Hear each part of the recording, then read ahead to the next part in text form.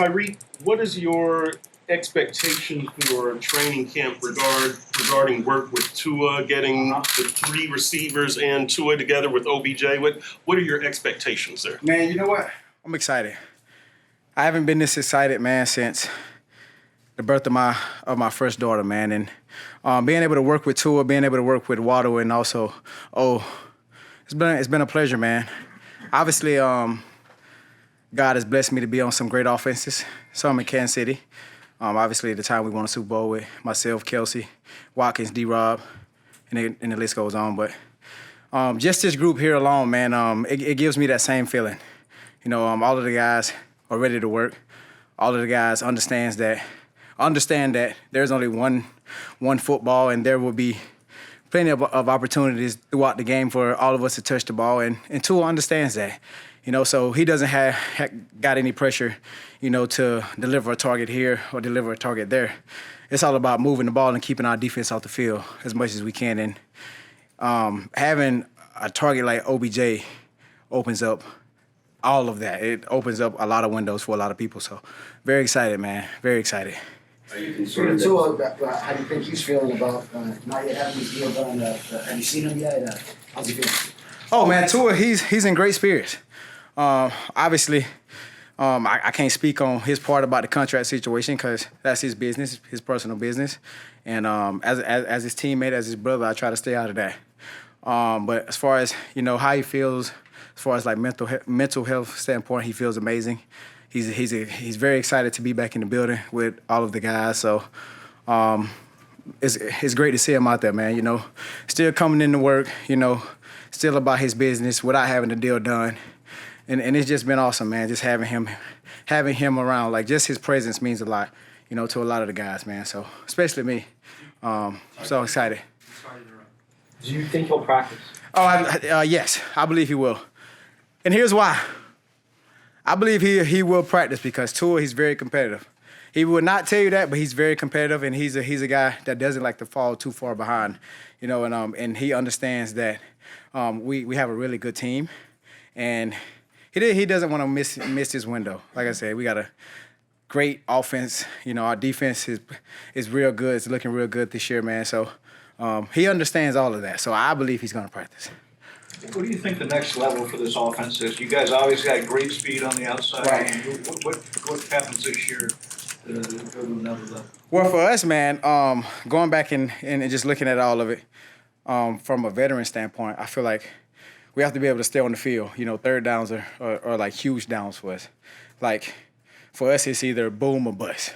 Like, we one of those teams that, like, if we don't got the long ball, it's like, oh hell, it's finna be a long game. So, for us, having a target like OBJ, having a guy like Jonnu Smith on our team that can help extend those drives are going to be huge.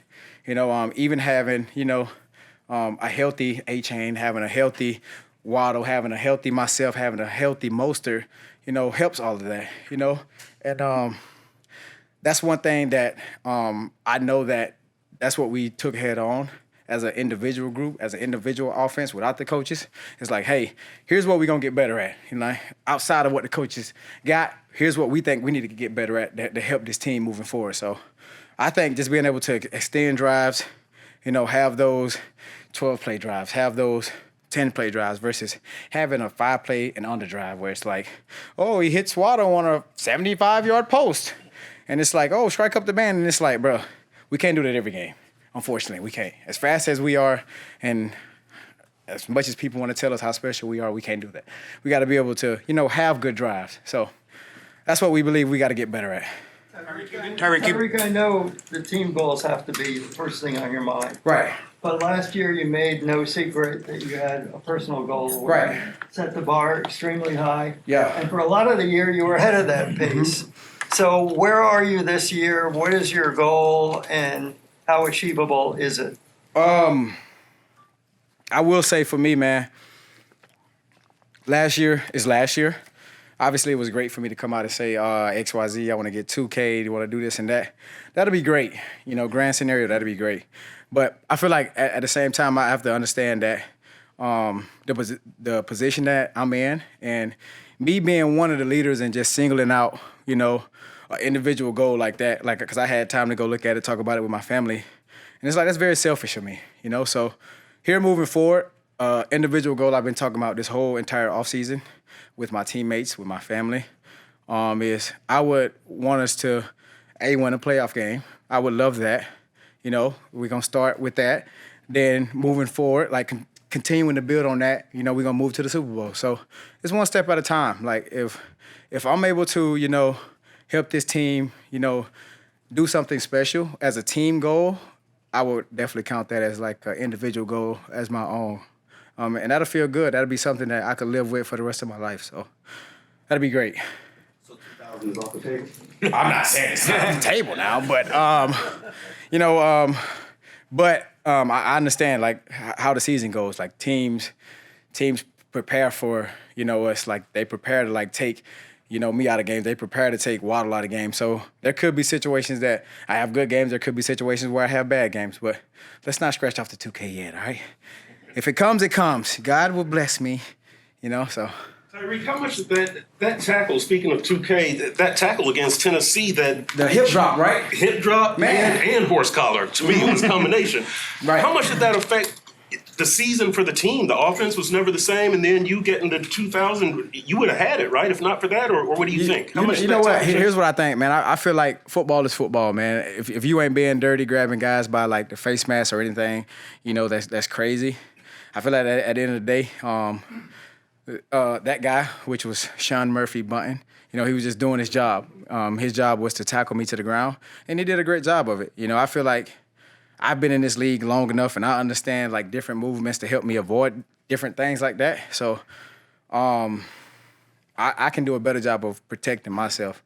You know, so in the NFL, trying to ban it and trying to do all this other nonsense, I feel like at the same time I'm against it, but because I've been playing football my whole life, like, and I played on the defensive side of the ball, and I understand how hard it is already to try to tackle a guy, especially if he's moving fast or if he's running right at you. You got to do anything you can to get him down. It's hard. So being on the other side of that, it's like, bro, I just don't know what to say, man. Like, it's gonna be a great year for offensive players. I feel like. If that is a rule, I don't know. So yeah, it's definitely gonna be tough. But like I said, I could have did a better job of, you know, protecting myself. He did what he had to do, which was his job. As you see, there was no ill intent. Like he came right over and like, you good? I'm good. So yeah, man. How do you protect yourself against a hip drop tackle? Huh? How do you protect yourself against that tackle? We call that the Tyler Lockett method. And the Tyler Lockett method is fall to the ground or run out of bounds. That's no shot at Tyler Lockett. That just means that he does a great job of knowing situations and understanding, you know, what's around him. See, you know what I'm talking about. You know what's crazy? My son actually showed me that highlight reel, and I was like, you know what? I may actually have to start doing that. You know, so shout out to Tyler Lockett, man, showing younger guys how to stay in the league longer. That is a great way to teach guys. Tyreek, I heard you on one of your platforms say that you did stem cell and how much it helped and that it helped you. What have you done to try to extend your career, and also how long do you see yourself continuing to play? Well, stem cells have been great. I just got back from Antigua actually yesterday from doing stem cells, and it's been amazing. Just helping me regenerate, you know, some of the cells in my body. Giving me the correct blood flow that I need. So that's been great. And as far as training, man, I feel like I'm going to be training my whole entire life because I feel like each and every year I got to prove something, you know, to people, because a lot of people feel like I'm not supposed to be doing what I'm supposed to be doing because of my size and my stature. But it's like Tom Brady said it the best, man. You don't got to be the best, or you don't got to be the strongest or the tallest. But as long as you stay consistent in what you do each and every day, you'll be all right. And I feel like that's been like who I've been in my whole entire career. You know, I showed up to meetings, I bust my tail in the off season, and I've done everything right, you know, in the football space. And that's helped me achieve a lot of things because of some of what Tom Brady has had to say. Because he was a late round draft pick, and I was also a late round draft pick. So, yeah, I don't know why I said that, but I don't know, man. Football to me, I don't know. I feel like it's one of those things, man. My son is getting older. Obviously, he's starting to play sports, and he's like, Dad, I want you to, come to more of my games. And it's like the more I hear that, the more it's like, man, it's about time for me to I don't know. So I don't know, man. Who knows about when or where I make my decision on when I want to stop playing, but I definitely know I wanna be in my kids' life because every offseason I get all of my kids, man, and it's truly a blessing, to have that moment, with all of my boys and be able to help develop them into, some great young men, the same way that my dad developed me. So, yeah, I don't know, man. Do you gonna return Do you kicks? think your contract will be adjusted or extended before the season? I don't know. To be honest, I have no idea. Obviously, I let Drew and the team handle that situation. And the only thing I told Drew was do not get me traded, bro. Last time you did this, you got me traded. So that's been my only thing to him. I'm like, if I want to stay here in Miami, man, because obviously this is where family is now. Everybody loves it here. Family loves it. Wife loves it. Kids love it. So obviously I love it. Love playing for Coach. And the team, my teammates are awesome. So I wouldn't want to leave, man. The fans are awesome too, man. I just love how the fans hold us accountable every day on Twitter. So we're getting better. I promise you. We're not just sitting around, drinking smoothies. We're getting better. So.